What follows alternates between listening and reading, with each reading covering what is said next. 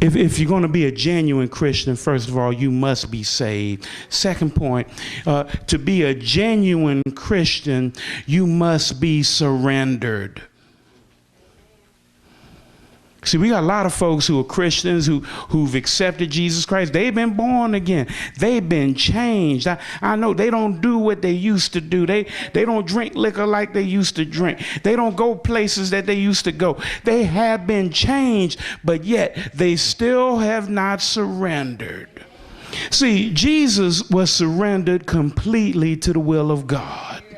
He told his disciples, he said, Jesus saith unto them, my meat is to do the will of him that sent me and to finish his work. John 4:34. He surrendered, and his surrender led to Gethsemane and to Calvary. In Gethsemane, he prayed, Father, isn't there another way we can do this? Isn't there another way we can make this thing happen? Do I have to drink from this cup? Got up, went to the disciples. Won't y'all pray with me a little while? Sometimes we think when other folk pray, God gonna change his mind. And he went back and prayed again. Do I have to drink from this cup? And went back and the disciples were asleep. Will y'all please pray with me? Do I have to drink from this cup? But when he surrendered, he said, it's not my will, but thy will be done.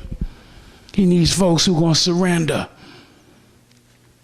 When he was calling disciples, went to James and John and Andrew and Peter and said, leave your business, fellas, come on and follow me. They left their boats, their nets, their families, picked up and followed him. Matthew, who was called Levi, was a tax collector. Can you imagine telling the tax man at tax time, come on and follow me? And the Bible said he got up, left the table and the money, and followed Jesus. Now, you know, some of us wouldn't leave a sausage biscuit. They didn't say, wait a minute, Jesus, let me make this bank deposit. They surrendered everything. See, for us to be considered Christian, we must be identified with Christ. And we are identified with Christ through baptism. Baptism indicates that we have surrendered the old us. The old us have died, and the new us, that Jesus who lives in us now lives. Then we have this war that goes on because we were supposed to have surrendered our lives.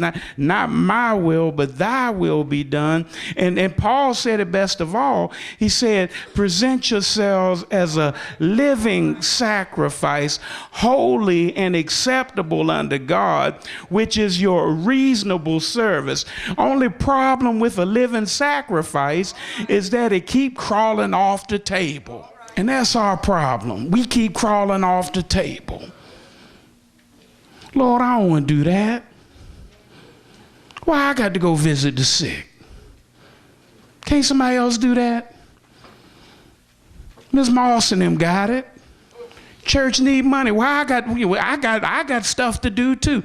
God has called us to a sacrificial life. And believe me, it ain't about you. It ain't about me, but it's about surrendering yourself to be used by God in the places where he has planted you. I had a chance to talk with one of my cousins while I was home. And she had to end up retiring from the government a few years back because through diabetes, she is legally blind. And she went through a period when she was hospitalized when she could not see anything. She was in total darkness. And praise be to God, I don't know what happened, but they were able to restore enough of her sight where she can now see shadows. And we were talking about our oldest aunt who was recently diagnosed with cancer.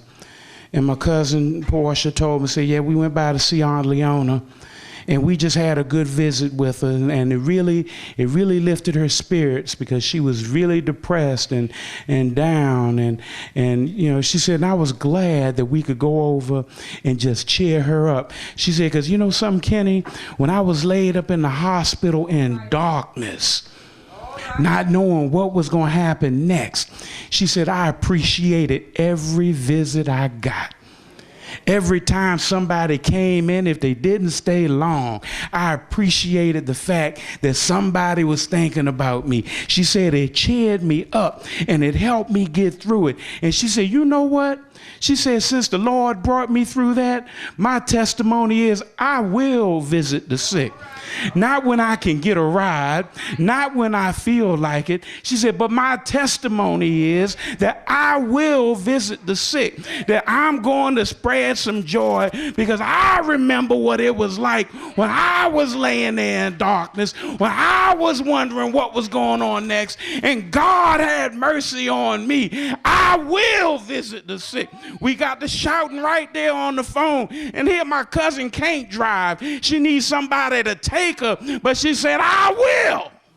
To genuinely be a Christian, and this is one that we don't want to deal with, you must be a servant.